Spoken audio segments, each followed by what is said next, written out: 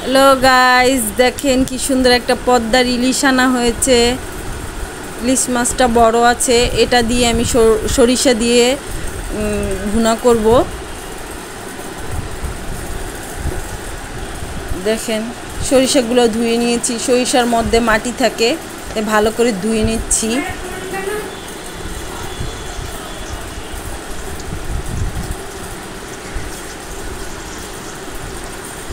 সুন্দর করে ধুয়ে নিলাম। এখন আমি ইলিশ মাছটা পরিষ্কার করে নিচ্ছি, আইসগুলো ফেলে নিচ্ছি। একটা চামিচ দ্বারা সুন্দর করে পানি তলে রেখে এটা ভালো করে পরিষ্কার করা যাবে, মাছটা ভালো থাকে। চামিচ দ্বারা এটা সব আইস তুলে ফেলবো। দেখেন আমি কিভাবে তুলছি। এখন আমি ভালো করে এটা কেটে নিচ্ছি। দেখেন আস্তে আস্তে পিস করতেছি। মাছটার মধ্যে ডিম আছে, ডিমটাকে বের করে নিলাম। দেখেন অনেক বড় একটা ডিম হয়েছে। একে একে পিস করে নিব।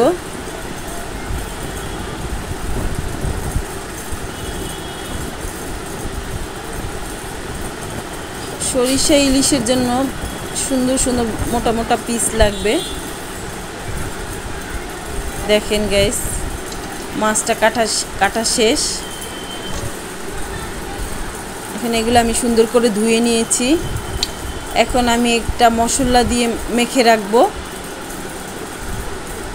ফার্স্টে কতগুলো পেঁয়াজ বাটা নিয়ে নিয়েছি, হলুদ, মরিচ,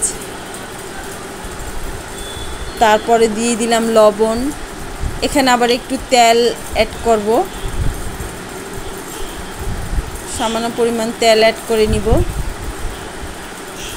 তারপরে একে একে ভালো করে মেখে নিব। একটু এই সরিষা বাটাটায় মেন, এখানে সরিষা বাটাটাই।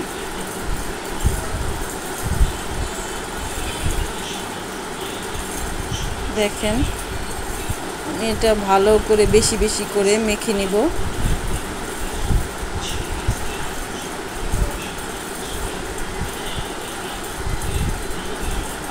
এগুলো মেখে আমি রেখে দিব, কিছুক্ষণ রেখে দিব।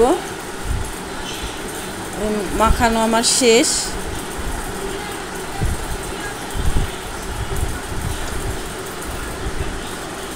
ডিমটা আমি আবার ভেজে নিব, তেলে আমি ভালো করে ডিমটা ভেজে নিব।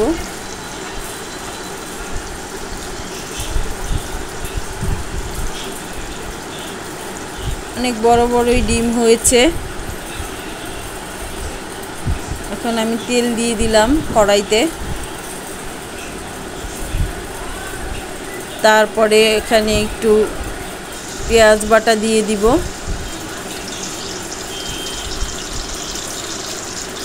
বেশি করে পেঁয়াজ বাটা দিয়ে দিয়েছি।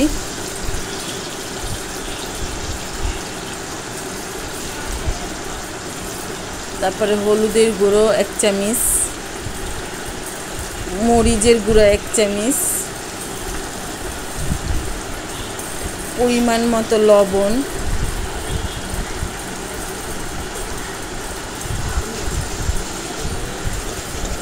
তারপর ভালো করে একটু কষিয়ে নিব।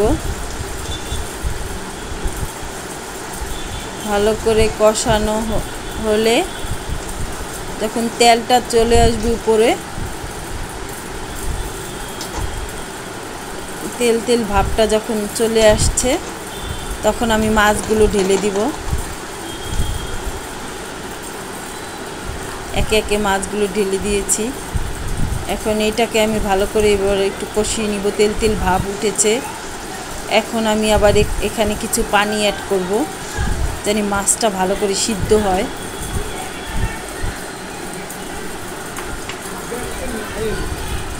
এই যে আমি নামিয়ে নিয়েছি। দেখেন গাইস কি সুন্দর হয়েছে। ডিমটাও ভুনা করে নিয়েছি, মাছটা ভুনা করেছি। এটা সরিষা ইলিশের মাছ হয়েছে।